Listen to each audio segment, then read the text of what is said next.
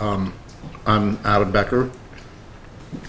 I'm supposedly running this workshop. My background is in, I did my undergraduate work in philosophy and in physics at Cornell, and then I did my PhD in early universe cosmology at the University of Michigan, and now I'm a full-time science writer and at least for the next couple of days a visiting scholar here. Which is not saying a whole lot. I lived around here, so being a visiting scholar here is more a matter of paperwork than anything else.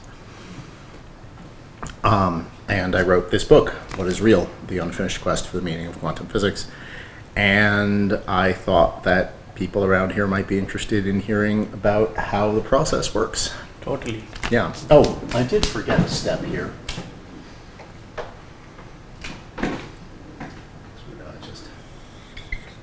Step 5.5.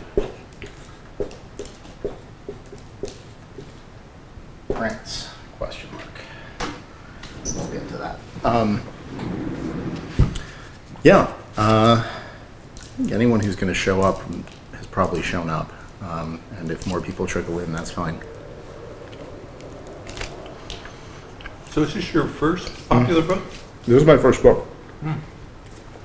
The only other thing of comparable length I've ever written is my PhD thesis, which was not about this. This book is about foundations of quantum mechanics. My PhD thesis was about early universe cosmology, distribution of matter, shortly after the Big Bang. So, I think what I'm going to do is I'm going to go over what's on the whiteboard behind me and do that by way of telling you how I went about this, which is through this process, and then explain a little bit about which steps here are optional, because some of them are, depending on how lucky you are and, you know, the time of the year and the phase of the moon, and then just open it up and we can have a conversation. I mean, even if everyone who signed up shows up, we're all going to fit around this conference table. I see no reason to be excessively formal. So actually, there really should be a step 0 as well. So let's start there.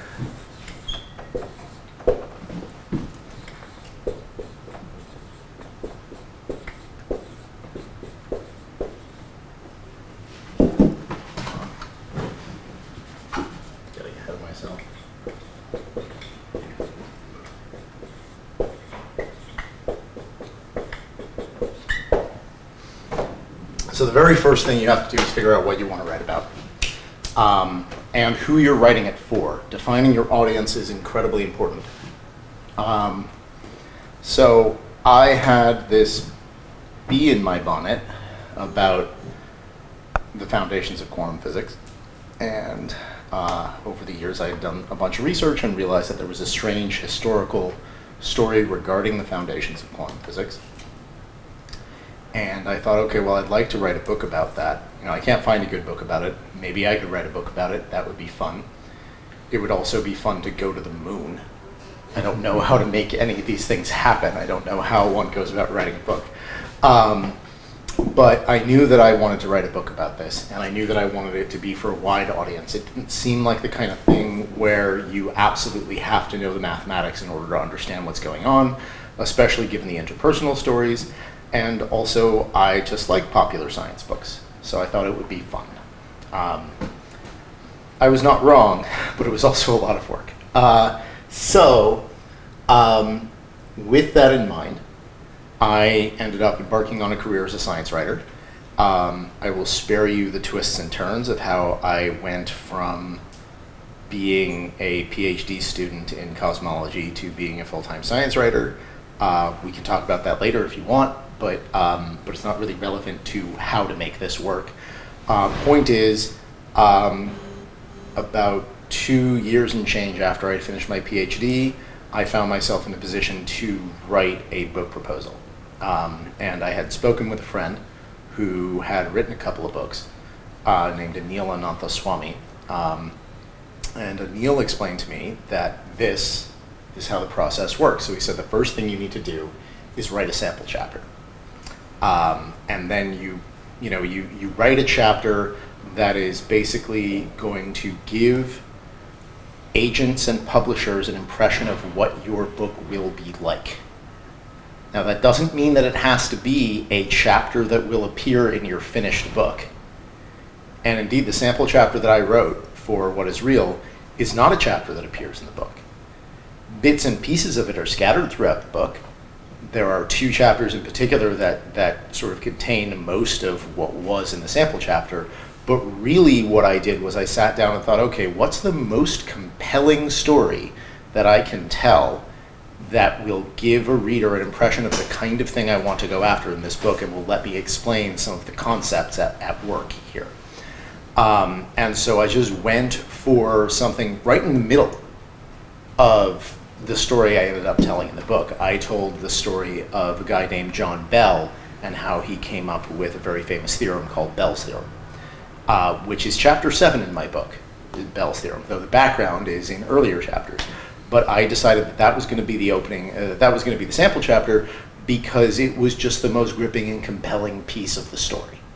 And it was also a piece of the story that I felt like I had a pretty good handle on.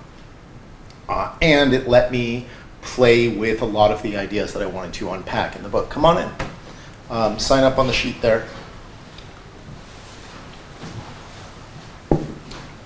So I wrote a sample chapter that was about 9,000 words long. So that comes out to... size of a paper. Yeah, a little longer depending on the length of the paper. Yeah, exactly. Yeah, like 9,000 words is like a long book chapter. It's maybe like in a paperback book, it's maybe like 35 to 40 pages. So printed out in 8.5 by 11 pages in 12-point font, it's maybe more like 25 pages. So it's not small, but it's also like totally doable. It's not crazy. So I wrote a 9,000 word chapter, and then I wrote a brief outline, like a page or 2, basically, with like a paragraph about each chapter that I wanted in the book. So it was an outline of the book, not of the sample chapter. And then I wrote a 1-page cover letter to send to an agent. And then I went to a friend of mine. What did you write in the cover letter? I wrote, that's a very good question. So what did I write in the cover letter? The cover letter, I'll read it to you. It's a good question, and I don't quite remember exactly what I put in there, so I'll read it to you.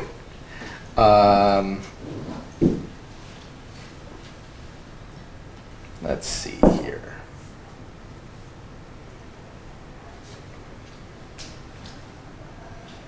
Okay.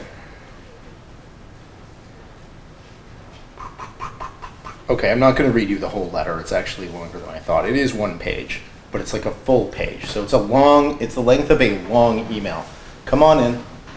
It's okay. Get food, sign up. It's fine. We only just started. So eventually I will embarrass the both of you who just came in and make you say who you are and why you're here. And why late? Yes, and why you're late. That's true. Anyway, no, it's fine. Seriously, this is not that serious. This is fine.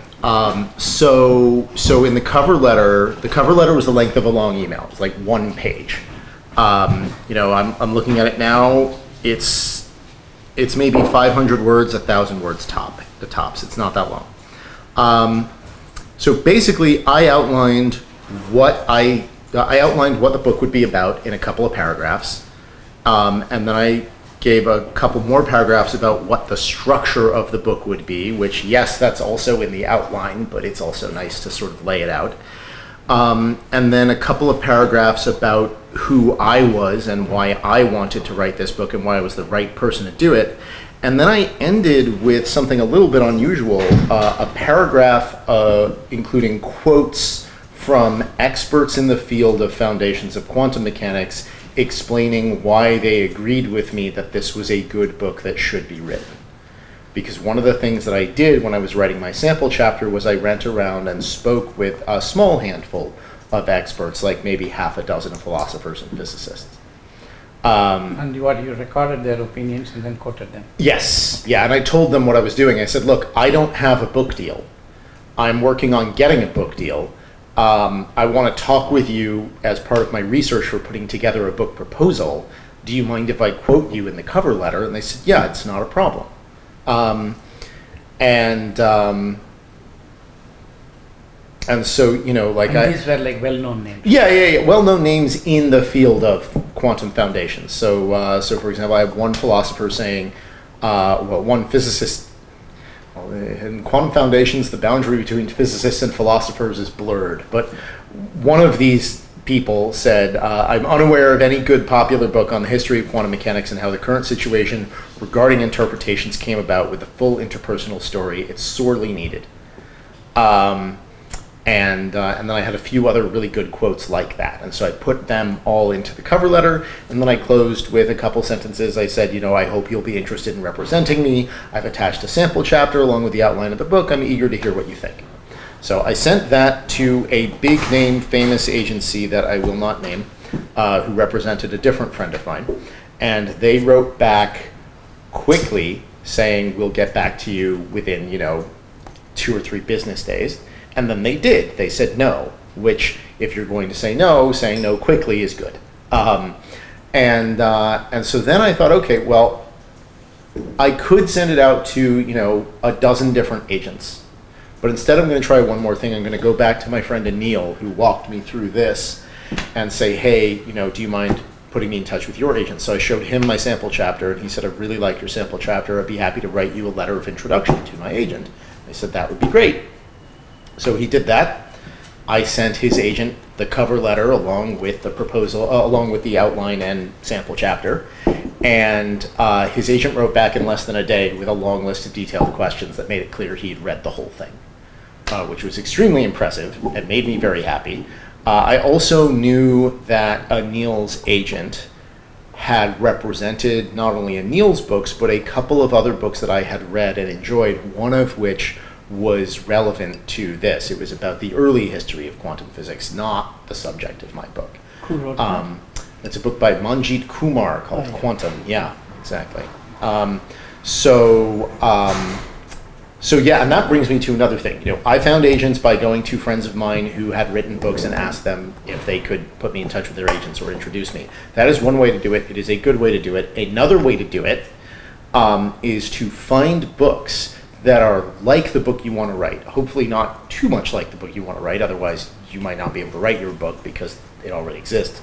But you find books that are like the book that you want to write. Look in the acknowledgments. In the acknowledgments of most books, most authors will thank their agent by name. So you can find out what agent represented the book that you've read. And then look them up online. Agents' emails addresses are generally very easy to find because that's part of their job. Hi, sign in? Yeah. So agents' email addresses are usually very easy to find online. You find them, you send them a query letter. Now, I queried 2 different agents, one and then the other. There's no reason you have to do it that way. You could send queries out to lots of agents all at once and see who gets back to you. And that is what I would have done if the second guy hadn't said yes so quickly. I will also point out that this is the first entry in a recurring series called Adam is Extremely Lucky, and it does not know what to do about that. So I was phenomenally lucky in that the second person I spoke with was interested in representing me, and so that meant that I'm gonna wait here. Everybody, please put your phones on silent.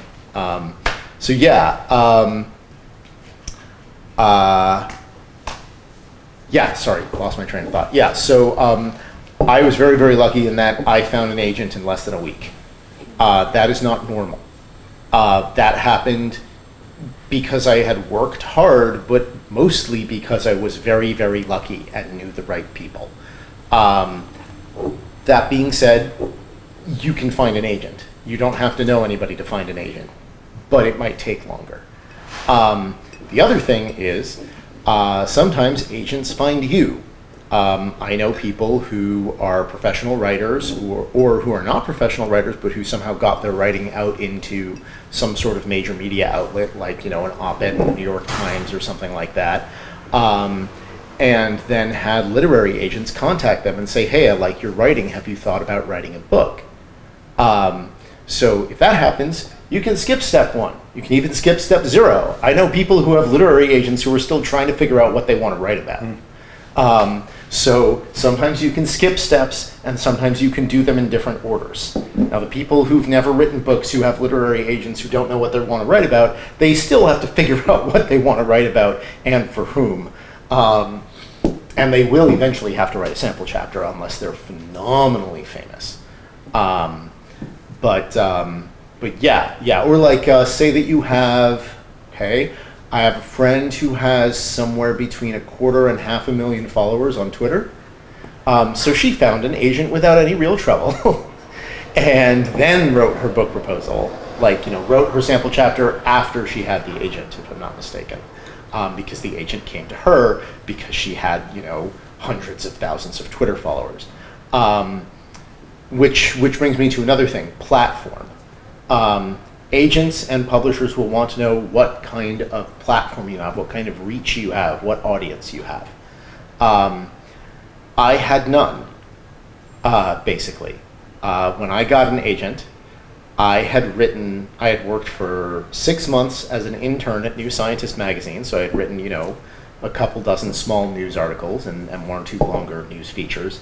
And I had written 1 feature-length article for BBC Earth's website, with a second one commissioned but not written yet.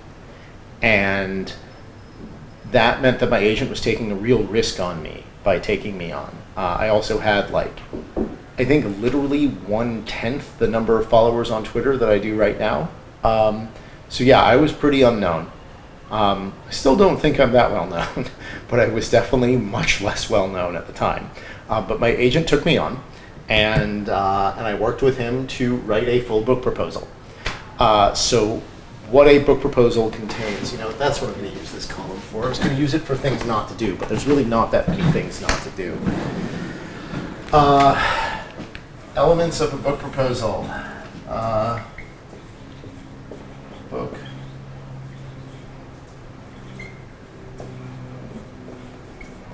I'm terrible at writing on a whiteboard while people are watching me, so this is going to be an adventure. So you need to have a sample chapter, which you already have probably at this point in the process. You also need, it goes by different names. Some people call this the pitch.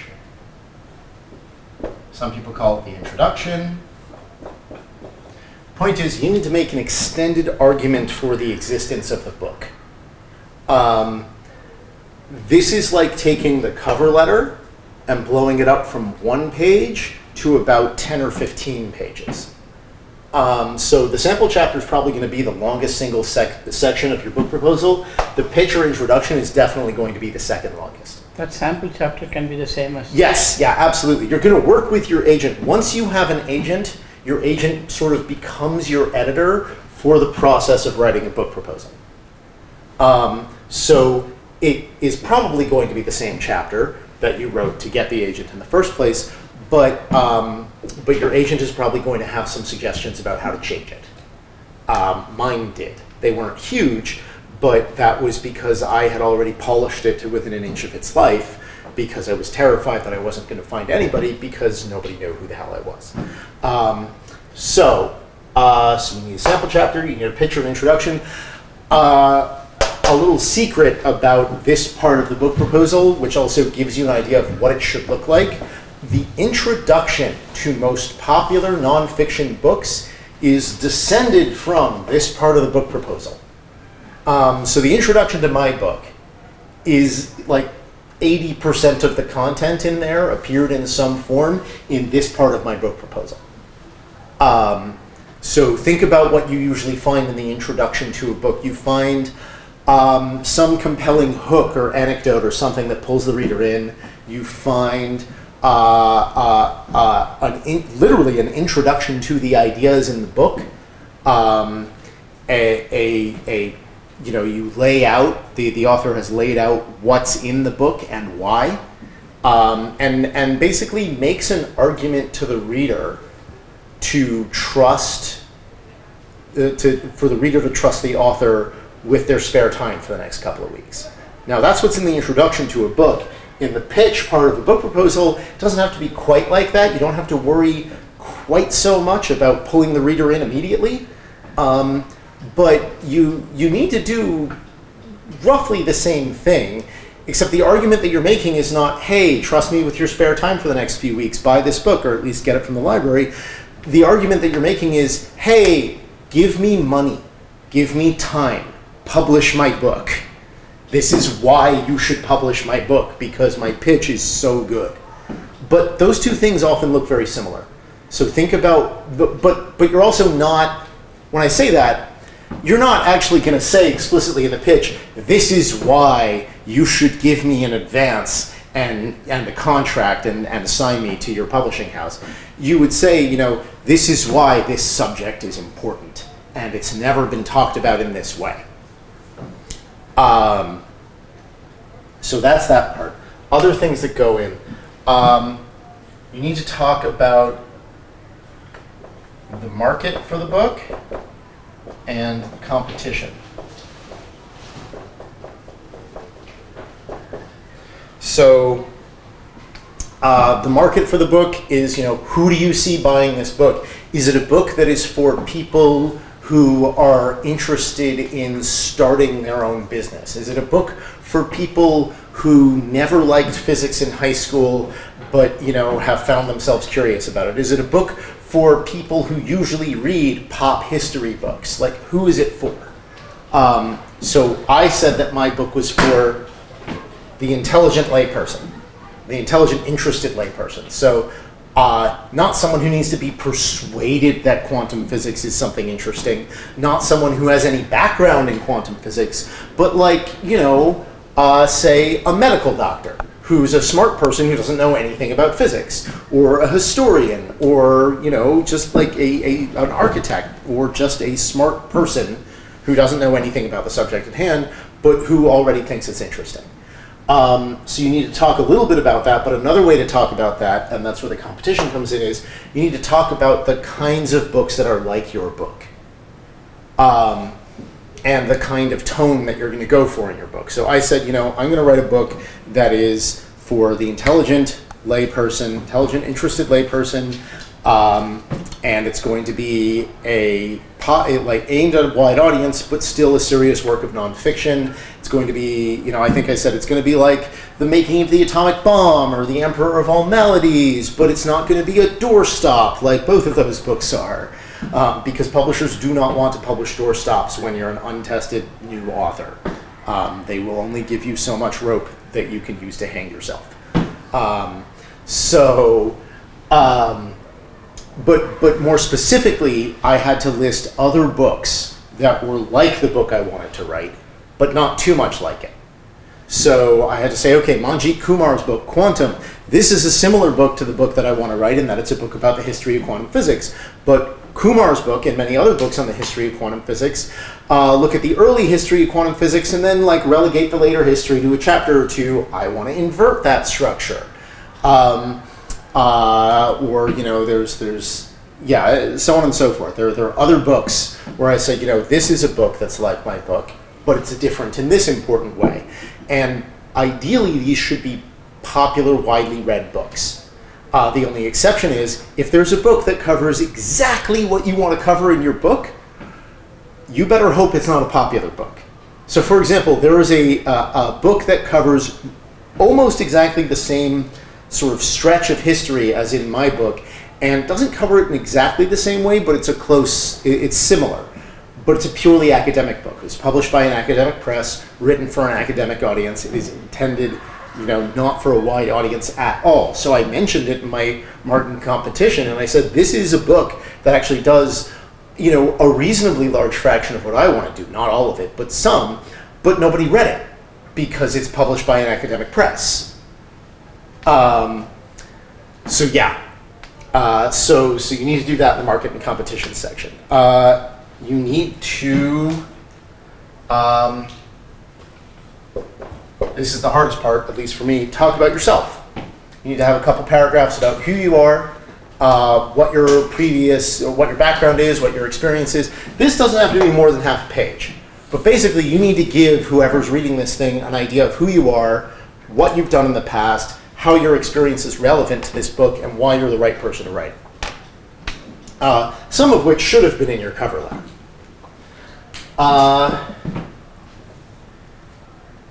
don't even know what to call this part. You need like one paragraph.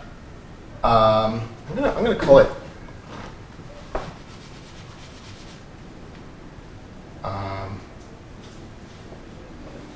publishing details. So I'm gonna call this publishing details. You need a paragraph saying, I expect the book to be this many words long. I expect it to have this many figures. I expect it to take me this long to write the book. So, I said, I think the book's going to be 90,000 words. I was wrong, it's 115,000. I think it's going to take me 15 months to write the book. I was wrong, it was 18 months. And it's going to have, a couple dozen images. I was right about that. And it doesn't matter if you were wrong, because I was still in the right ballpark. It's just, the publisher wants to know, are you writing like a tiny book that might be sold next to the register at a bookstore if all goes well? Like, are you writing like a 50,000 word book? Or are you writing, the making of the atomic bomb? Are you going to write 200,000 words and it's going to take 700 pages plus footnotes? So you need to tell them that, and you need to tell them how long it's going to take you. You also need an outline, but it can't be the same as this outline. It has to be more detailed. So the outline that you sent your agent, that was maybe a paragraph for each chapter. Now you want somewhere between half a page and a page. So this outline is probably going to be the third longest part of your proposal after the sample chapter and the pitch. This is about it. Different agents might ask you to do different things, but those are the main components of a book proposal, a nonfiction book proposal. Now note that there's one thing missing from here that you might have expected to see, which is a full draft manuscript. You will not be sending that to publishers, and ideally you won't have written it yet.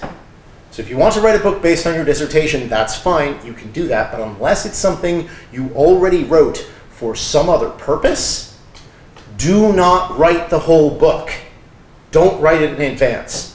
You do not want to write the whole book in advance, because once you get a publisher, your publisher might say, I really liked your proposal, but I want you to change this and this and this. And if all you've written is the book proposal, that won't be that hard. But if you've already written a full draft of the entire book, it can be very, very hard to make those sorts of changes. So if you already have the draft for some other reason, that's fine. But if you don't have it already, don't do it. Not unless you needed to get a degree or something like that. So I worked with my agent and fleshed out the other parts of the book proposal that I didn't have. I edited the chapter that I did have with his help. And just to give you an idea of a timeline here, I had the book proposal done, or I had the book, I had the sample chapter, cover letter, and outline. I went shopping for agents in late April of 2015. I got an agent pretty quickly. I signed we had an informal agreement within a week, and I signed the papers, the next month. And then we both had other things that we were working on, because of course your agent has other clients. But by the middle of July, we had the proposal in a place where we both were pretty happy with it. Now, before I move on to what happened next, one other thing about agents. The agent works for you. You do not work for the agent. You hire the agent. If you look at the agency contract, you will see that what is happening is you are authorizing the agent to represent you in literary negotiations in exchange for your money. Which is another thing. Yeah, see, I keep remembering things that I need to tell you, which tells you something about how organized I am. You don't pay the agent up front. If you send an email to an agent with all of your stuff and the agent says, I really love your work, I'd love to represent you, my fee is $1,000 up front, and then another $20 for every publisher that I send it to, and another $5,000 once you get a proposal, once you get a contract signed, run. And post their name on the internet and tell everyone they're a fraud. No good agent takes money up front. Agents get paid if and only if you get paid. They will never take your money directly. They will take money from the publisher when you get it. Anyone who wants something else, run. Like, seriously run. I don't care if they're telling you things that you want to hear, run away. They are a fraud. So the agent works for you. The agent gets a share of the money that you get from the publisher, which means that the agent does not get paid until you get a contract, and then the money comes through from that contract. So all of this scary stuff, step 0, 1, 2, 3, all of those things and all of that work that you do on the book proposal, it's all happening on spec. You're not getting paid a dime. Now, of course, once you have an agent, you have a little bit of external accountability, but you still don't have any money coming in. Step 4 is where that maybe changes, if you're lucky.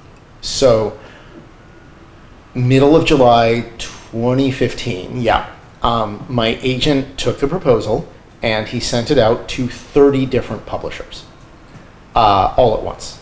Now, hold on.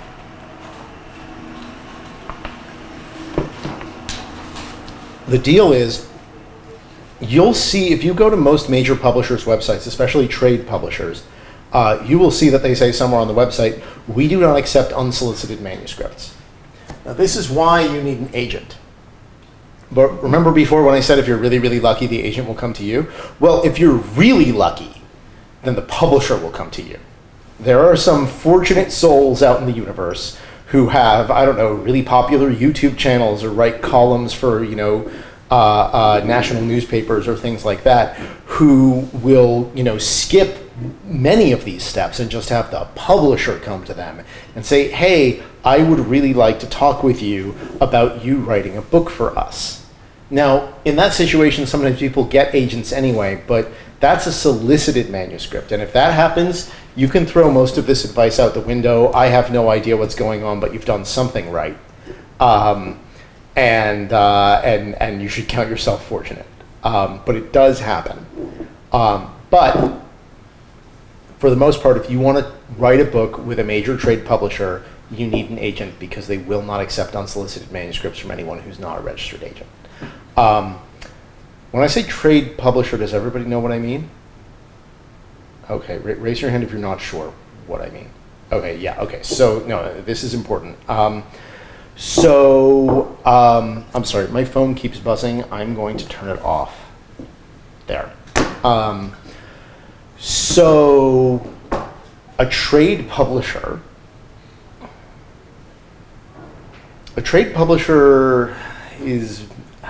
is basically a publisher for like a popular book that you find at a bookstore, which is not a great way of defining it. It's easier to define a trade publisher by exclusion. Academic presses are presses that primarily serve academics or are affiliated with academic institutions. So for example, UC Berkeley Press is an academic press. Yale University Press, Cambridge University Press, these are academic presses. Other academic presses, Springer is primarily an academic press. What else? Elsevier is an academic press, right? People publish academic books with those sorts of publishers all the time. For academic presses, the rules are different and you often don't need an agent, and many of them take unsolicited manuscripts, especially if you're an academic, and especially if you're an academic working at the institution that the press is associated with, right? So for example, if you want to write a book for UC Berkeley Press and you work at UC Berkeley, or sorry, at UC Press, and you work at a UC, they're at the very least going to return your email because they don't want to alienate the faculty and postdocs and grad students and whatnot at the various UCs, because they're their bread and butter. Trade presses are publishers that primarily aim at the wider public and that are not affiliated with an academic institution. The reason I put that "and" in there is sometimes you will get university presses publishing stuff aimed at a wide audience. But it's still an academic press, and the process is still the academic press process, which is very different. So when my publisher sent my book proposal out to 30 publishers, 6 of them were academic presses. And they were academic presses that tend to publish, the occasional pop science book aimed at a wide audience. But because academic presses have a completely different process, we never even made it to the point where we got an offer from any of them, because even though 1 or 2 of them were interested, there was no time, because trade publishers move more quickly. Academic presses put proposals through at least some sort of peer review before they accept them, and then they put the book through peer review before it goes to press. Neither of those things happen with trade presses. So this book was not peer reviewed. I still think it's good, but it wasn't peer reviewed. So that's when I say publishing a nonfiction book with a trade press, that's what I'm talking about when I say trade press. So my publisher sent it out to about 30 publishers, my agent sent it out to about 30 publishers. And what happened was we heard back, I'll spare you the blow by blow, but basically we heard back from somewhere between 5 and 10 of them. Several said, this is interesting, we want to think about it more. 1 said, I want to talk to this Adam Becker guy. A couple more just made offers, which was great, though they were smaller trade presses, so their offers were not wonderful. And a few said, at least 1 or 2 said, I really like this proposal, but who the fuck is Adam Becker? Never heard of this guy. I don't think his platform is where it needs to be for him to write a nonfiction book. He's not going to be able to sell it effectively. Can you tell us more about him? And so at one point my agent came to me and said, can you answer this question? Can you tell them, who you are and what your plans are for building your platform? And so I wrote, who has difficulty writing about themselves? Raise your hand if you find it hard to write about yourself. Yeah, I find it very hard to write about myself. So I decided that I was going to play a game and write something that I, pretended that nobody was ever going to see, and I just wrote the most self-aggrandizing thing possible. Like just pretended I was an asshole and wrote something really, really over the top. And then I sent it to my agent and I said, so I think I need to tone this down, but am I at least going in the right direction? And he said, that looks perfect, send it as it is. And I did, and that publisher said, thank you, this is extremely helpful, we'll be in touch. Yeah, so that was slightly terrifying. But long story short, Basic Books, my publisher, came to us with an offer. Is this being recorded? I remember they said it might be. It looks like it might be recorded. Light is on. Yeah, the mic is on, isn't it? The light is on. The light is on. Yeah, it's being recorded. Okay. I'm going to write down some numbers on a piece of paper because I don't want the size of my advance to be something that is recorded on there. But I think it's important to talk openly about money because not talking openly about money is part of how capitalism keeps its death grip on all of us. Okay, may I ask a question? Yeah.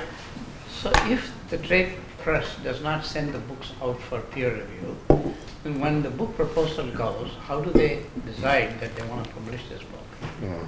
I mean, is it a Russian roulette, or they have some reasons by which they make a decision? So at the trade presses, the editors sit around and look at book proposals. And if an editor likes a proposal that crosses his or her desk, then they're going to present it to the rest of the editorial staff at that press at a meeting. And they'll decide whether or not they want to make an offer. And this can happen pretty quickly. So, for example, about 2 weeks after my publisher sent the proposal out, we had 3 offers, 2 of them from small presses and 1 of them from Basic Books. And Basic made us an offer, and we said, okay, that sounds good, give us a little time. And they said, well, you have 48 hours, because this is not in the context of an auction. And an auction is when multiple publishers all make offers at once, and so the agent sets up an auction where, you know, they auction off the rights.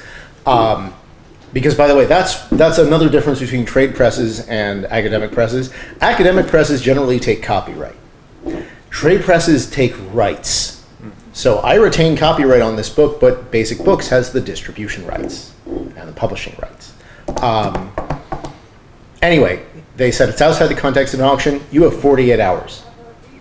The idea being, you know, they figured, well, we make a good offer and hopefully scare everybody else off. So my agent proceeded to send an email to basically every other press. Most of them wrote back saying, great to hear that there's interest. I'm not surprised, but this isn't for us. Also, who the hell is Adam Becker? And then one academic press said, we would really like to make an offer, but we haven't even sent it out to peer reviewers yet, so good luck. And another press said, hold on, give us a few more hours. So we took it down to the wire, and they still didn't have an offer for us. And so then we went back to Basic and said, look, we really like your offer, but there are other places that are interested. We'd be happy to take it off the table if you could increase your offer by, say, a third. And we figured they'd meet us halfway, and instead they said, sure. And so this was my advance. Please do not show that to the camera. At the end? At the end. At the end. That was the advance that on the contract that I signed. Which is, you know, yeah, just make sure the camera doesn't see it. Thank you. Yeah, so, and also, please don't spread that around. I would appreciate it if that doesn't leave this room. Anyway, so the nice thing about that number is that it's not small. But the not so great thing about that number is that I didn't get all of it. Here's what happens to your advance. I'm not going to put this on the board because there's not enough room and it's not that complicated. 15% of it goes to your agent. But your agent gets paid as you get paid, and that's the second wrinkle. You don't get paid your advance all at once. Most publishers will split it into 2, 3, or maybe even 4 parts. So my publisher split my advance into 3 equal parts. I got 1/3 of that on signing the contract, and then I got 1/3 on acceptance of the completed manuscript. And then I got 1/3 on publication. So what that meant is I signed the contract in September of 2015. I got 1/3 of that advance in September of 2015. And then I got 1/3 of that advance in September of 2017. And then I got the last third in March of 2018 when the book came out. So there's a big gap in there. And when I say I got 1/3 of that in September of 2015, that's not true. I got 85% of 1/3 of that.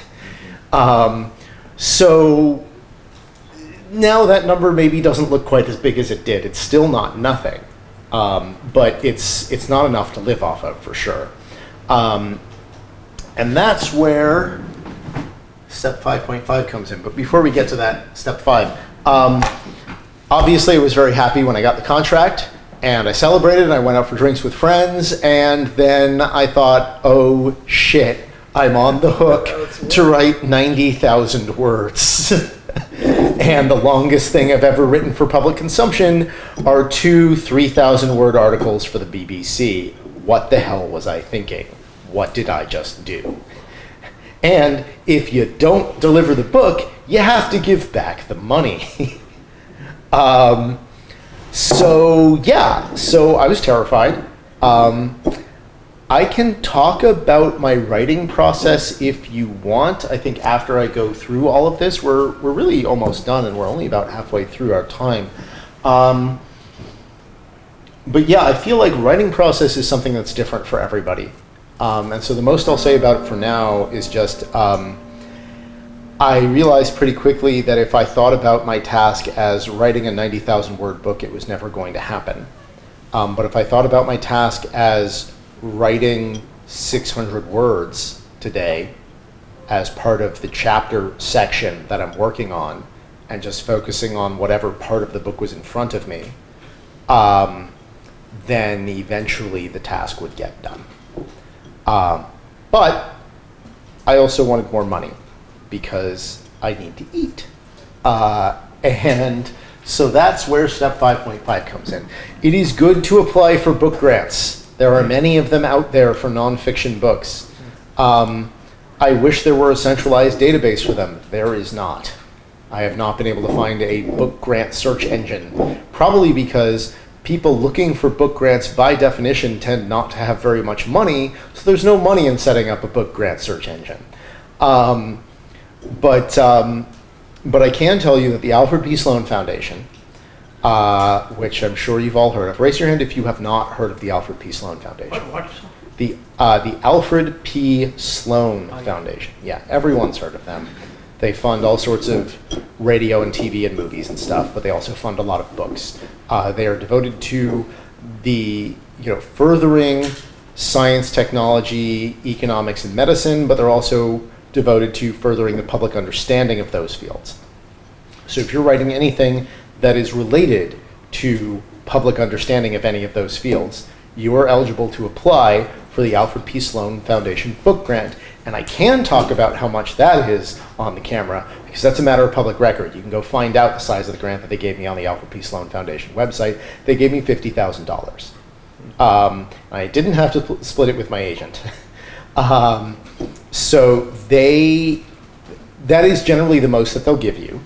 But basically they ask for a book proposal that looks a grant proposal that looks an awful lot like this book proposal. And that's intentional on their part. They don't want you to have to do extra work.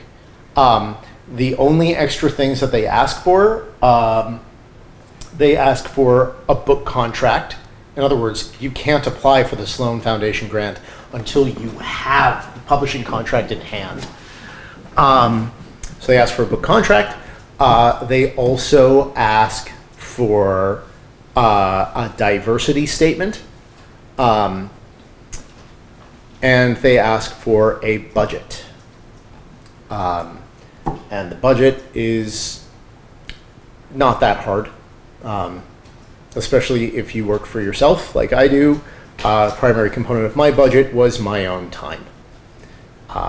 And they were fine with that. So yeah, there are other grants out there, but Sloan is one of the biggest ones. So I recommend it, and you can find other ones. I mean, they're out there. I have a friend who got a grant, and I'm blanking on the name of it. But yeah, it was for a similar amount of money. Most grants out there are more like between $5,000 or $10,000. But if you can cobble a few of those together, and I will say, at the beginning of the book. They don't mind if you get grants from more than one? Absolutely not. No. They don't mind at all. What they want is their name in the book. So, and I have to say that's sort of a win-win from my perspective, right? As an unknown author, so, I get to say that I was funded by the Alfred P. Sloan Foundation. They fund like Sesame Street and NPR. Of course I want to be associated with them. So yeah, the Sloan Foundation grant is very lenient. It's very loose in that all they really ask in return is that you say their name as many times as humanly possible. And what, do you have to give them the book, final book? Yeah, but they don't really check up on that. I mean, your publisher, like my publisher sent them a box of books. You know, when I told my publisher I got the grant, they said, "That's fantastic, congratulations." And then I said, "I need you to send a box of half a dozen books to the Sloan Foundation." And they said, "We'll send them a box of a dozen." And also they're across the friggin' street because my publisher is next door to Rockefeller Center and the Sloan Foundation headquarters is in Rockefeller Center. So yeah, it's not that hard. So yeah, apply for grants. So also after I got the contract is when I applied to be a visiting scholar here. In part, that was because I wanted library access and because it's useful to be able to list an academic affiliation for conferences and other things like that that I wanted to go to for research. And in part, it was to access this filing cabinet. This filing cabinet is one of the archives for the history of quantum physics, which was put together by Thomas Kuhn, you know, Mr. Structure of Scientific Revolutions himself. That used to be in Morrison Library. Maybe, I don't know. All I know is it's been here for the last 3 years. I'm not 10, I'm talking about 20 years ago. Yeah. I just know why. For my PhD, I consulted it. Sure, yeah. All I know is it's been here for a while. But the point is, this is very helpful for me. But yeah, so that's how I ended up being a visiting scholar. So let's see, we're up to grants. So I wrote the book, signed the contract September 2015. I did a bunch of research and writing at first, and then I eventually switched over almost entirely to writing. My original deadline was the beginning of December 2016. By the beginning of the summer of 2016, I knew that I wasn't going to make that deadline. When I first started working with BASIC, I talked with my editor, and he said, "How do you want to do this? You know, some people want to check in all the time. Some people say, you know, I'll talk to you in a year." And I said, "I've never done this before. Can we have a standing monthly phone call and we can reschedule it or cancel it as needed, but I'd rather have it on the record and then we can move it." And so what I ended up doing was talking with my editor every month or 2 months and sending him sending him chapter drafts as I finished them.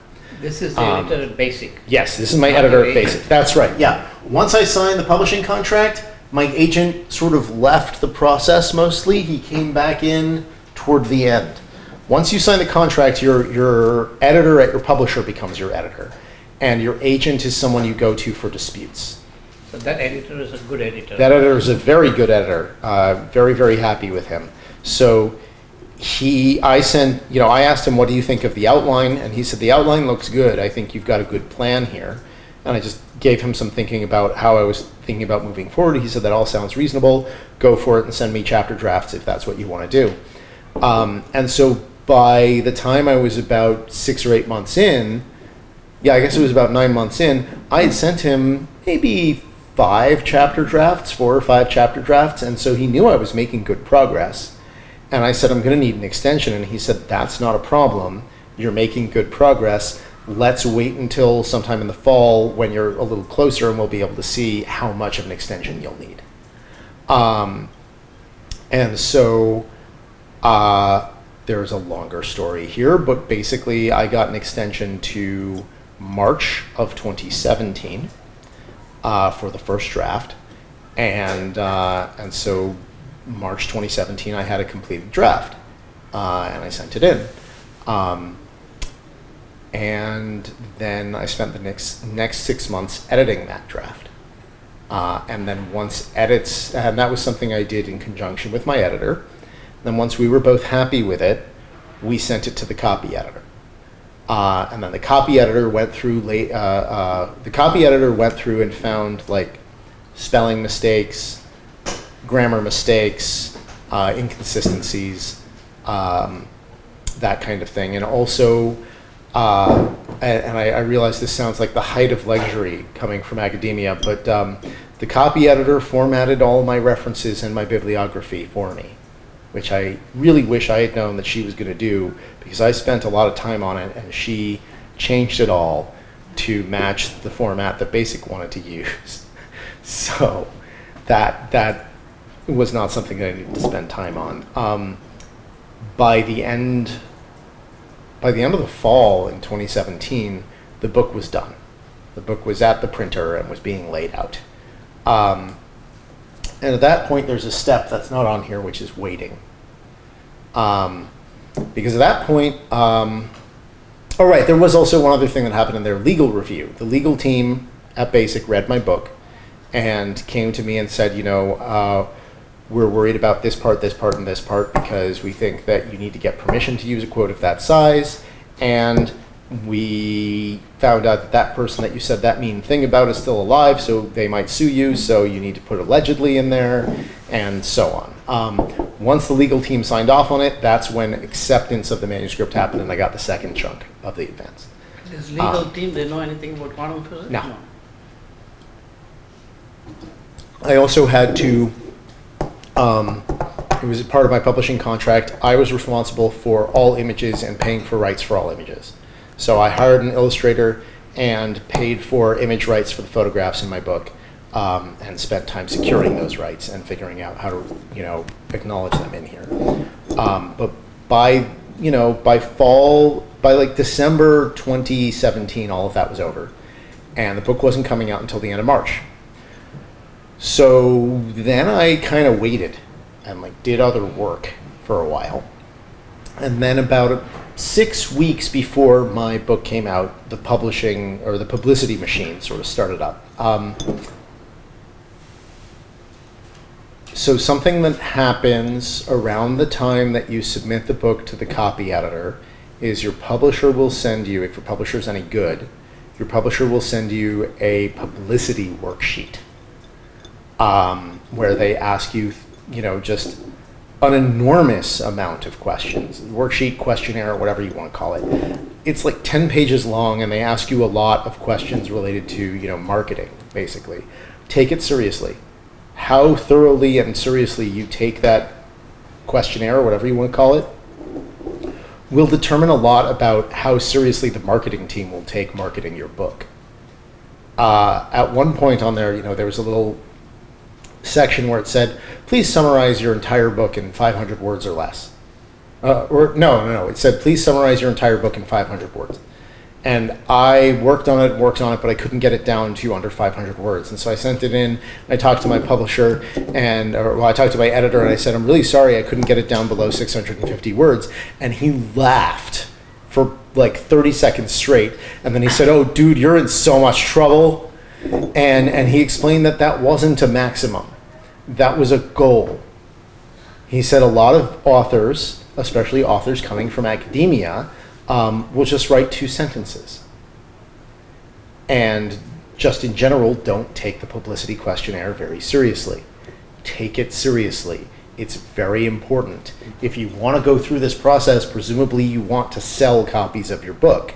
Not because you want to make money, we'll get to why that's not going to happen in a moment, but because you want people to read your book. I don't know why people write books if they don't want people to read them. And if you're uncomfortable with public speaking, that's fine. There's a lot of publicity that you can do that doesn't involve public speaking. So for example, my publisher set up for me in the 6 weeks leading up to my book coming out, various writing opportunities where different publications solicited, pieces from me to coincide with the publication of my book. So the week that my book came out, I suddenly had, articles in Publishers Weekly and Scientific American and a couple of other places all about the subject of my book. Basic had set it up. Yeah, Basic set that up. Yeah. So that was the beginning of the Publicity Machine. Your publisher probably won't send you on tour unless you're really famous. They did not send me on tour. I have speaking dates on my website. Most of those were set up through other organizations that flew me out to give talks, or in a couple of cases I went out on my own dime. But usually I tried not to do that. After begging, cajoling, and pleading with them, my publisher did pay for 1 plane ticket to the East Coast.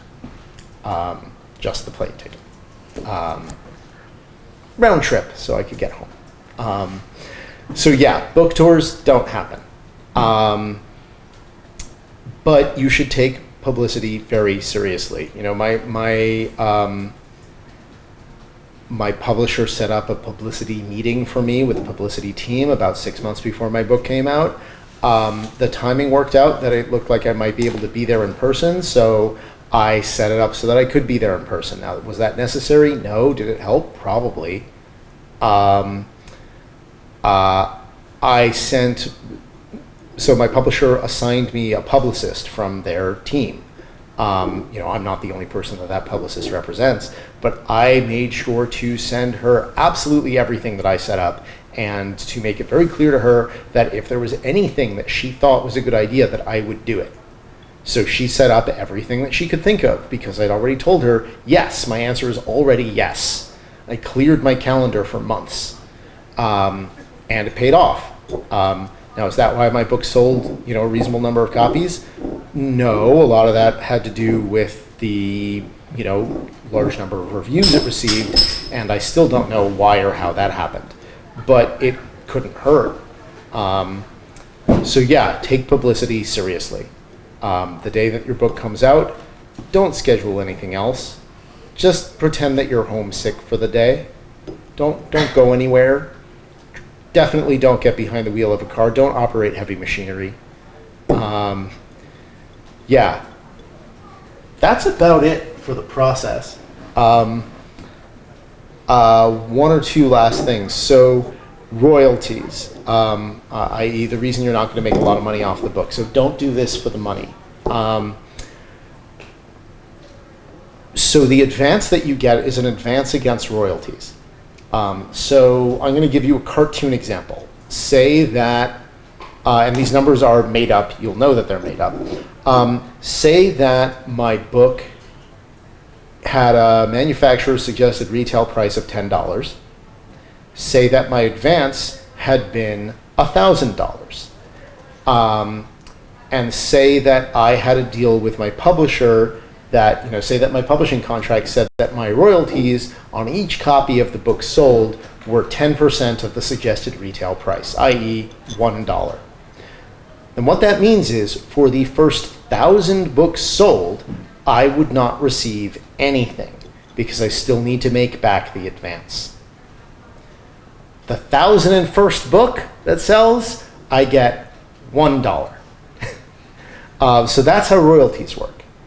Now, all of those numbers were made up, but the important thing to keep in mind is most books, and I mean like 90% of books, give or take a bit, don't make back their advance. They don't make? They do not make back their advance. Most books, the vast majority of books, never make back their advance. You should not expect to ever make back your advance. You should plan to have your advance be the only money that you get for your book, because you cannot guarantee that your book will make back its advance. In all likelihood, it won't. And in all likelihood, you won't get grants either. So the advance is the only money that you are guaranteed to get when you sign that contract, and it is all you should expect. You do not have to return. Say that you, say in the same cartoon example I set up, only 500 books sold, and then eventually the book went out of print and nobody cared anymore. So you only, you know, so you're 500 short, you don't have to give it back. The advance is not a loan. But if you don't make back the advance, the publisher will be less willing to spot you on a second book. The other thing is, though, that the point at which the publisher breaks even is well before the point at which you make back your advance.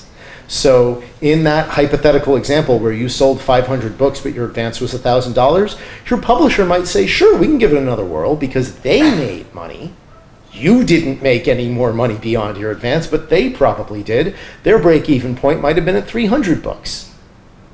Or was probably more likely at like 100.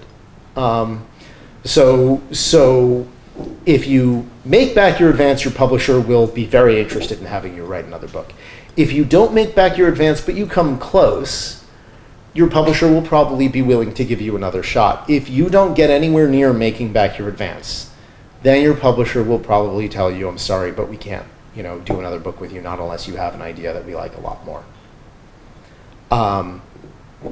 So yeah, so you should not expect to make money. Now, of course, the actual royalty structure is much more complicated.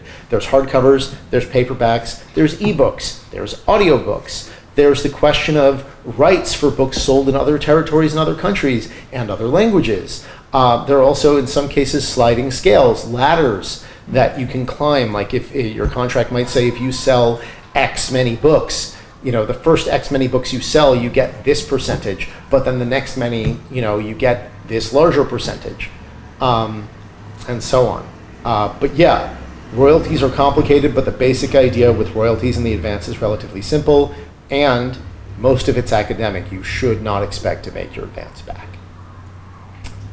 So yeah, but if you're lucky, you will. If you're lucky, you'll get your book reviewed in lots of places. But again, you shouldn't expect that either. The number of, the fraction of books that end up getting reviewed in the New York Times in any capacity, much less like a full page as opposed to one of their shorter ones.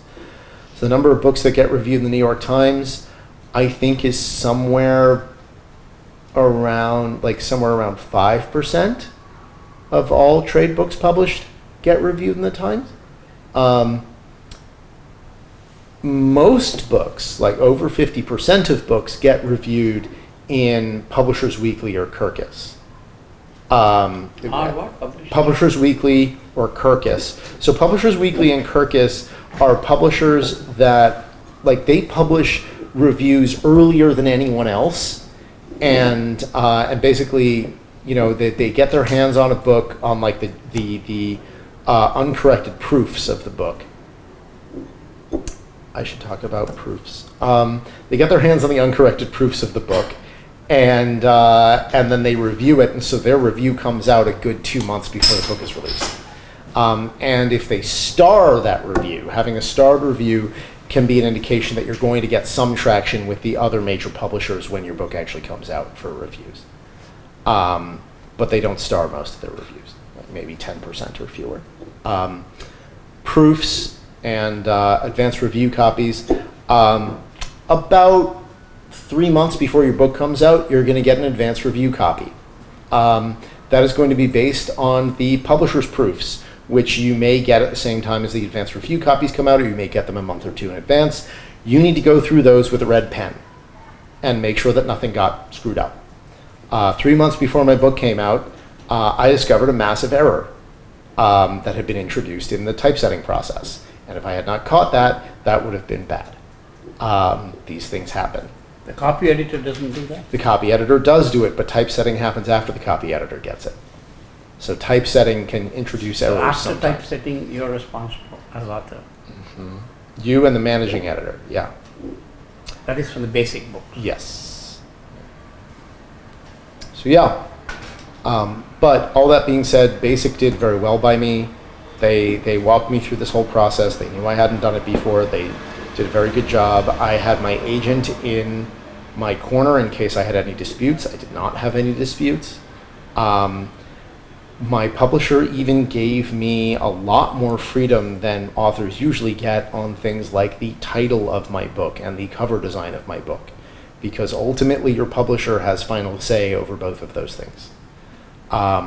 But my editor and I came up with the title together, and when my publisher came up with a cover design and sent it to me and I didn't like it, they went back to the drawing board and came up with a new design. You should not expect that. You should expect to have no control over the cover of your book.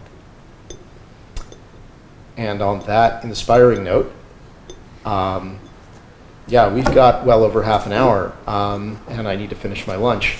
Questions? No. Do the publishers expect to have certain, do they say this many number of books must be sold? Or Yeah, but they didn't tell me what that was. Number, not 500, 5,000. They didn't tell me what they had in mind. Are you able to say how many copies your book sold? So far, it's sold about 25,000. Only in USA. No, I think that's worldwide. It definitely includes Canada. Yeah, I'm not sure. It did a lot better in the U.S. and Canada than it did in the U.K. for reasons. And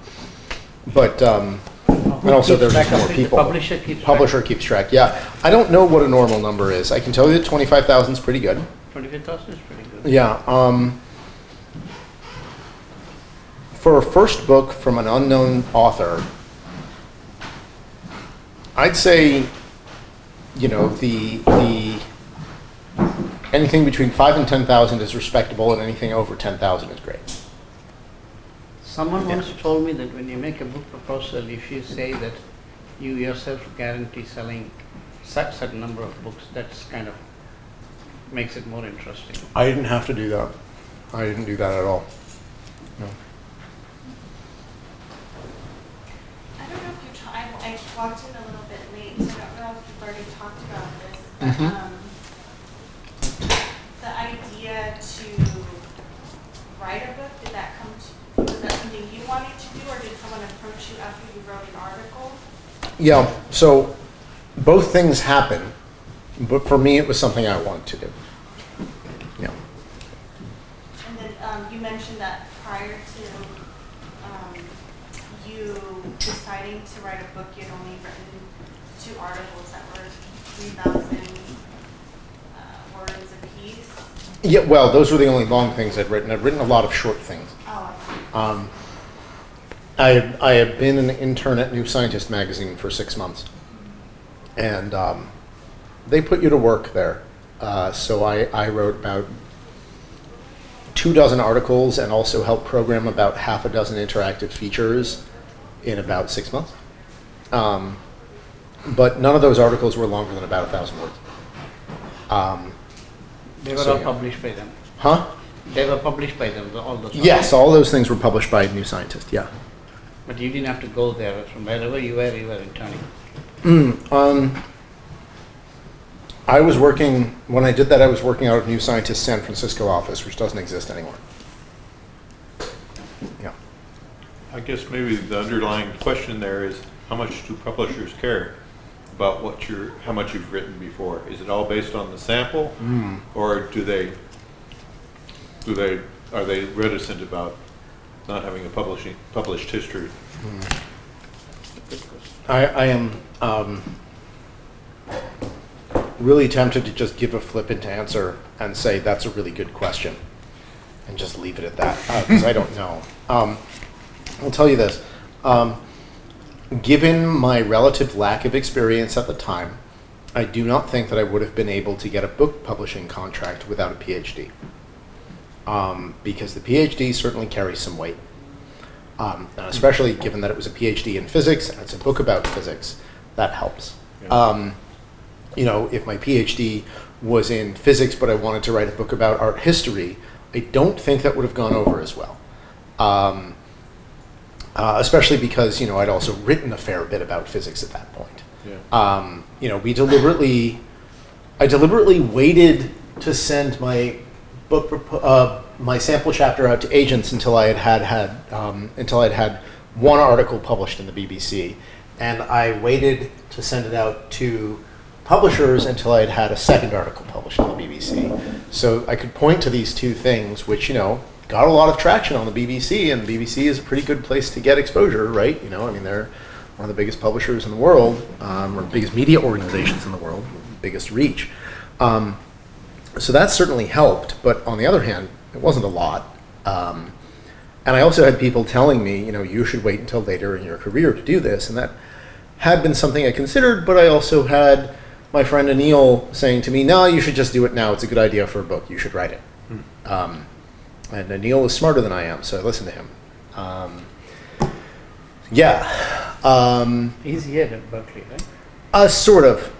He spent 6 months out of the year here, except right now, actually, he's got a fellowship at MIT.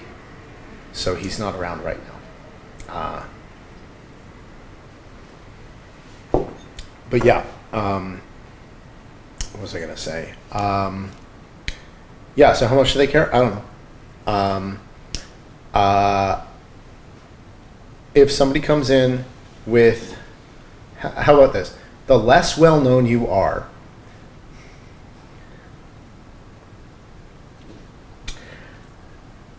Anybody read McSweeney's, the online humor website? Yeah, no.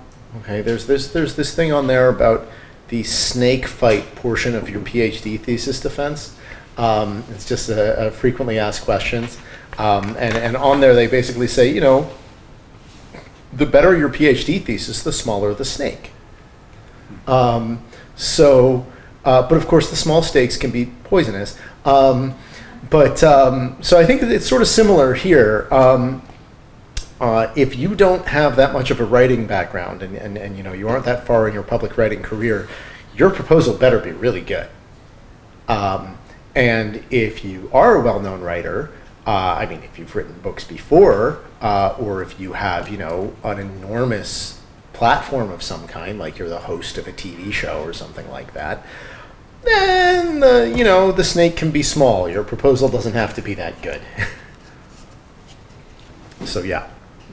But ultimately, it depends on what publisher and what person at that publisher is looking at your proposal. I mean, I had publishers, you know, telling me, I just don't think I can publish this book well here, given Becker's platform, because what they meant by that was, this is Penguin Random House, and we are the largest publisher in the world, and we expect that our books will get a certain number of sales, and that means that our authors need to have a certain level of notoriety.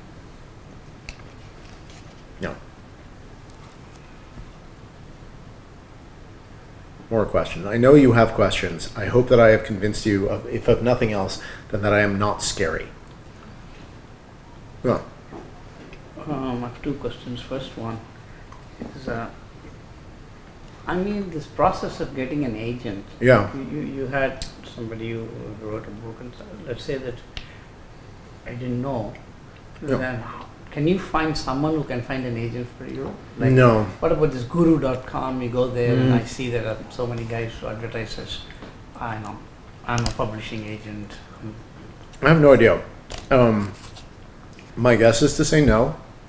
The reason I emphasized run if someone wants to take your money before the publisher pays you, those people are out there.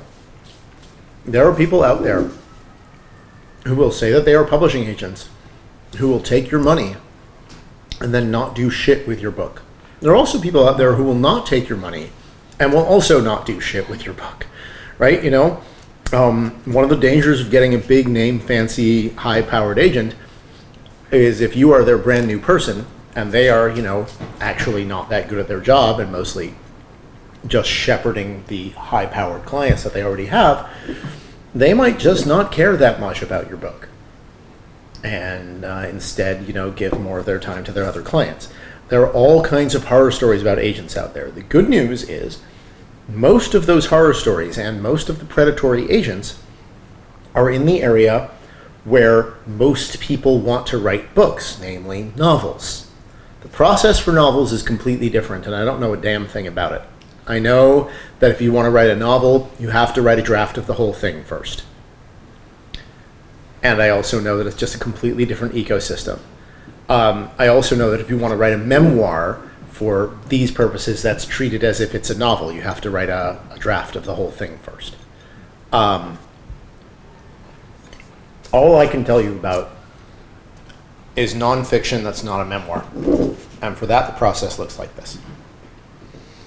But I really think that the best way to find an agent, if you don't know someone who can introduce you to their agent, is to go out and find those books that are like the book that you want to write and look in the acknowledgments.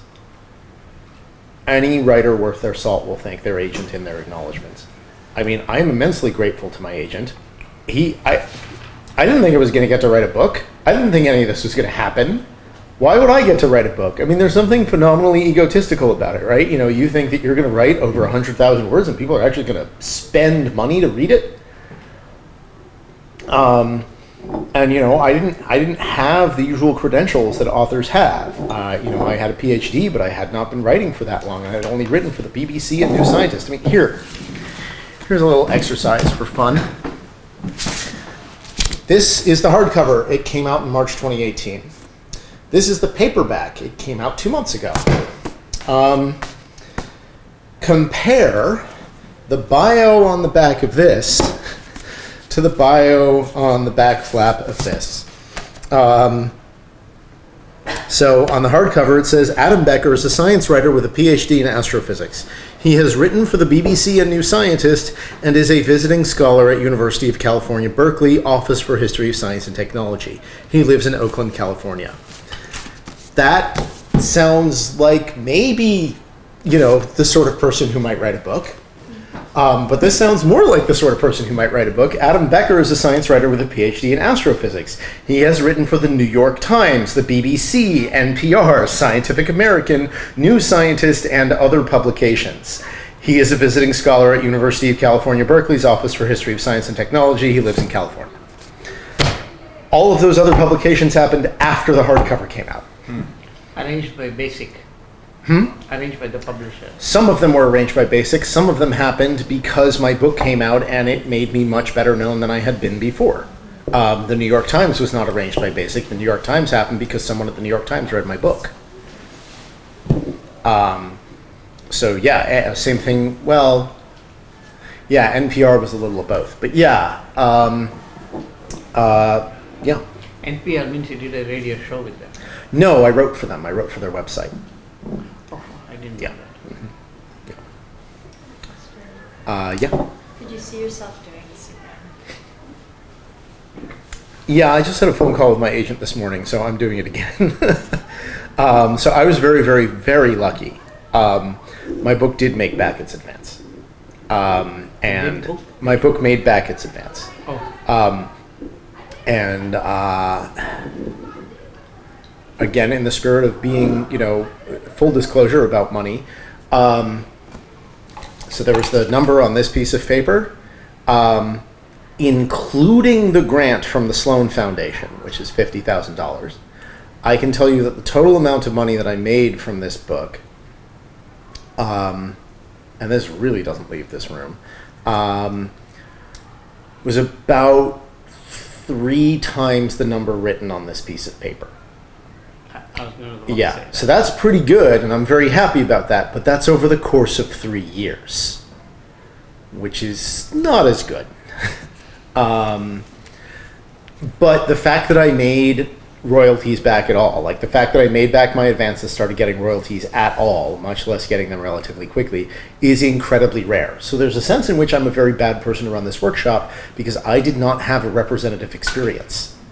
If my book had not sold well, I would still be happy about it because I did not write it with the idea that it would make me money. I wrote it because I wanted to write it. And because it seemed like both a fun thing to do and something that I would get a lot out of, and it was something that I wanted to do for a long time, and it seemed like a reasonably good career move, albeit a risky one. Because if the book had tanked, I probably wouldn't be a science writer anymore, but it didn't tank. So yeah, my experience is not representative, but with one major exception. I went through all of these steps in this order, and that is like very representative. That's sort of the order you're supposed to do these things in. It's just what happened to me at step 7 was weird. And how quickly I moved through the steps was also a little bit weird. From step 1 to step 7 was 3 years, a little bit more. That's pretty fast. You should expect it to take longer. In particular, step 2 and step 4 can take a long time, even if you're a well-established author. I know a guy who had been writing for well over 10 years before he put out his first book proposal, got an excellent agent. The agent worked with him. They put the proposal together. It took over 6 months to get a book deal. That's pretty normal. It took me 2 weeks. That's not normal. And it took me less than a week to get an agent. That's really weird. And they made back my advance, and that's the weirdest part of all. So what happened to me is not something that you should expect to have happen to you. It's also not something that I should expect to have happen to me again, which is a little scary. But the book did well enough that if I want to write another book, I should. The only reason not to write another book in my situation would be if I never want to write another book. But I have other book ideas. And my agent and my publisher are both very interested in having me write those books. So that's what I'm going to do. And it'll be in the same field, Foundations of Quantum Mechanics? It's not Foundations of Quantum Mechanics. And that's the most I'll say about it. I'm not ready to talk about it yet, especially not with the camera running. But what I will say is this. Regarding step 4, my publishing contract has an option. The option means that Basic gets dibs on the next book. Like they get to look at the book proposal before anyone else, and if they like it, they get to make an offer before anyone else even sees it. If I don't like that offer, I don't have to take it. But I had a good time with Basic, so I would like to take their offer. That doesn't mean that I will. You had a question. Yeah, I was just wondering if I could ask you to go in the weeds a little bit on the book proposal, like logistics. Yeah. I'm in the middle of working on one, so obviously the book proposal needs to include all of those parts. Was that other than things like the sample chapter and stuff like that, was that all one document with different section titles? Was it a bunch of different PDF attachments that were sent to the publishers? Just a little bit more Sure. logistically on what that looks like. Absolutely. So I put it all in one document. I created one PDF with the cover page. The cover page literally just had the working title on it and my name. And then the second page was a table of contents, where I said, okay, the introduction is on this page, market and competition, bio, publication details, outline, and then the last part was the sample chapter. Okay. Yeah. So even the sample chapter was in that same document? It was all in one document. I figure, ideally, this thing is getting sent around different people at different publishing houses, or different people within the same publishing house. I don't want them to forget one of the attachments. So I want it all to be one document, and I want to know what it will look like when they look at it, and that means a PDF. And the other thing is a 70-page PDF, which is I think what my proposal was. It's a reasonable size for an email attachment if you made it in a word processor of some kind. Speaking of nuts and bolts, don't use Word. Word will crash. Word will eat your work. Word will destroy your life. It will make you cry. It will make you throw things at the wall. Never use Word for anything longer than about 20 pages. You will cry. What should you use? Scrivener. Yeah. Use Scrivener. It is made for dealing with large projects. It doesn't have a save button because it auto-saves everything. If you don't feel like learning how to use an entirely new program, use Google Docs. Google is not going to steal your book proposal.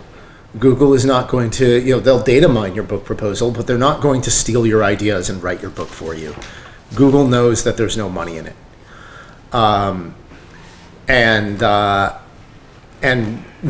It's taking off my author hat, putting on my computer programmer hat, though I am not a software designer by any stretch of the imagination. I just know how to write code. It is 2019. Word processors shouldn't crash. And when they crash, they shouldn't lose your content. There's no excuse for that. It is not 1995. Word crashes. Don't use it. I cannot tell you how many times I had Word crash when I tried to export my stuff from Scrivener into Word. And that was okay. That was fine because that wasn't where my work was. My publisher, when they wanted me to look at the copy edits, sent me 2 really big Word documents because one document was too big to contain the entire file. It crashed anyway. Don't use Word. Yeah. That's a good advice. Thanks. Yeah. Scrivener is good. You can use LaTeX if you want, I guess. It's what I wrote my PhD thesis in, but my PhD thesis had a lot of physics equations in it, so I don't know why you would use LaTeX to write a whole book, but if you like it, I guess you can. There are other programs out there, and Google Docs is pretty good. I use it for shorter things. I don't like that Google has all of my data. but, you know, we Yeah, live in... anyway. Yeah, exactly. They have it anyway. We live in capitalism. Until we manage to bring down the entire economic system and replace it with something better, this seems to be what we're stuck with. Anyway. I have bought your book, and Oh, I was thank you. And I have here a review of your book. in Oh, so New you York do. Times by James Glick. James Glick. Yeah. So I mean, James Glick himself is a well-known author. Yes. So I'm kind of curious how it came about. Like, did Basics have it done, or you sent him a book, or they sent him a book, or on his own he wrote it? That's a really good question. Because it has I have no idea. reviewed by James Glick. Yeah, I know. No, James Glick is a really, really big name, and I would never in a million years dream that my book would get reviewed with a full-page solo review in the New York Times written by James Glick. I did not think that would happen. I have no idea how that happened. In fact, I bought do the not book know. after I saw this. Yeah, I think a lot of people did. The Amazon ranking went through the roof when that came out. I have no idea. I wish I knew. There are a couple of the reviews in a couple of the bigger places where I know how they happened. Like, it got reviewed in Nature because a guy I know heard that my book was coming out and pitched a review to Nature. It got reviewed in the New York Review of Books because a professor I know at Columbia conspired with an editor who I kind of know, and the two of them figured out a way to make it happen. It got reviewed in Physics Today because another professor I know asked to... Actually, no. I just know that I know he did review it for them. I don't know how he ended up reviewing it for them, so I actually don't know how it got reviewed in Physics Today. I have no idea how James Glick ended up reviewing it in the New York Times. I have no idea how Margaret Wertheim ended up reviewing it in the Washington Post. I was thrilled to see both of those. I have no clue. I know that Basics sent my book to the New York Times. Basics sends all of their books to the New York Times. The New York Times does not review every single book published by Basic Books. So I have no idea, and I certainly don't know how James Glick got assigned to it. I really, really don't know. If I ever meet James Glick, I will ask him, but the thing is, I don't even think he knows, because as someone who's reviewed books for the New York Times, I can tell you that they don't accept pitches. Unlike most publishers that publish book reviews, the New York Times will just send out an email or request to an author and say, hey, we want you to review this book. Are you willing to do it? And if they say yes, they say, great, do you have any conflicts of interest? They say no, and then the New York Times sends them a copy of the book, and then they write the review. So James Glick's answer is probably going to be, I got an email from so-and-so at the New York Times book review. So the real person to ask is so-and-so at the Times, and I do know a guy at the New York Times because he asked me to write a book review for them. And I've never met him. And if I do, and I ask him, I know what he's going to tell me. He's going to tell me, I can't tell you that. That's clear. So yeah, I have no idea. I have no idea. And I don't think I'm ever going to find out. But this idea of the issue of reality in quantum mechanics, everybody. I think it's interesting to everyone, but I'm very biased. No, I'm not saying your book will be per se interesting, but I'm saying that this Right. topic has been investigated for more than 100 years. Yeah, I think that's right. But again, Maybe not everybody thinks that makes it compelling. I have no idea what happened. I really don't know. I would love to know. But yeah, I mean, I will tell you that by the time that review came out, I had basically given up any hope, because like by the time that review came out, my book had been reviewed in a lot of other places and had already done a lot better than I expected. But I figured, oh well, if the New York Times is going to review it, that's probably going to happen now. And then it didn't happen. They didn't review it for like another 2 months. But the New York Times doesn't care about reviewing books when they first come out because they're the New York Times. They don't have to be first on the ball. They're the paper of record. So yeah, my publisher did have an inkling that it was going to happen. They said, we've been getting some promising signs from the New York Times. But that didn't mean that it would. And we did not know that the review had been written by James Glick until about 24 hours before that review appeared on the New York Times website. They sent us a copy of the review. Yeah. And I'll tell you, you know how I said don't do anything the day that your book comes out? If you do have your book reviewed in the New York Times, don't do anything that day. Take the day, because you're not going to be able to do anything anyway. Like, I literally spent a good chunk of the day watching my book ranking on Amazon. Yeah. Who did you write the book for? Were you writing it for yourself? I mean, in a sense, I wrote it for myself, but I mean, this is something I talked about at the very beginning when I was talking about step 0 here. You don't just want to know what you want to write, you want to know who you're writing it for. So I figured I wanted to write the book for the interested lay public. So anyone who finds the idea of quantum physics interesting, but who doesn't know anything about it. You know, I don't even mean people who haven't taken physics since high school, I mean people who never took physics. People who haven't taken math since high school. So I had that pretty well defined in my mind, that I wanted the book to be written for smart people with 0 physics background. And in fact, one of the... That's exactly why I was attracted to your talk. Oh, well, thank you. I do not have a background in any of that stuff, but I do have an interest in quantum physics. Well, thank you. Yeah. So you're on point. Yeah. Well, that was the goal. I mean, I had a goal for myself, which I sort of met, depending on how you interpret the rules. I had a goal for myself in the book to not use any equations.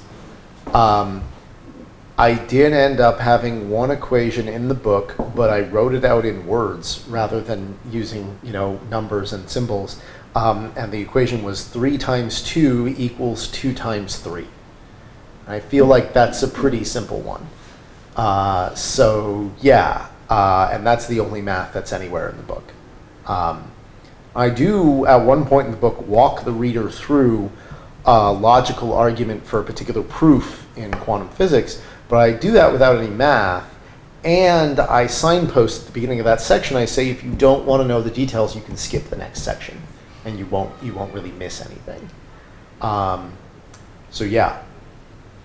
Yeah, mostly I wanted to write a book for the wider public, but I also wanted to write a book that, because there is something a little disingenuous in me saying that it was only written for the interested lay public.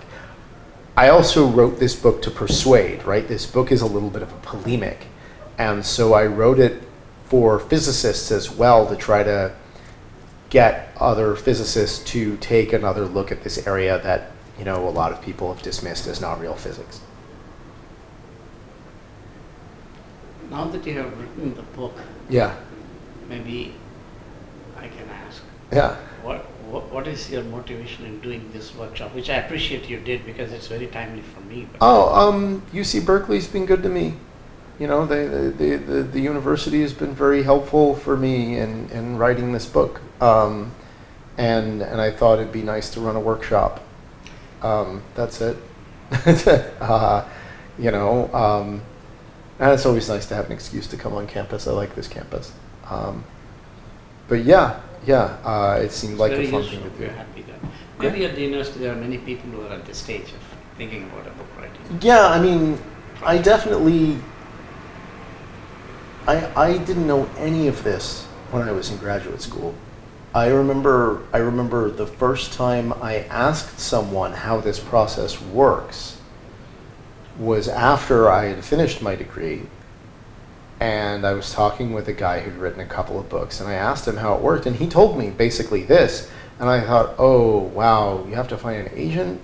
There must be some other process you can use. It must only be big name people who do that, because that doesn't sound right. And then a few months later, I found out that that was incorrect and that he was right, and I should have listened to him. I don't think I would have written the book any sooner if I had listened to him. I was pretty busy in those few months, but yeah, I mean, I did not have someone sit me down and lay this out for me until I talked with my friend Anita.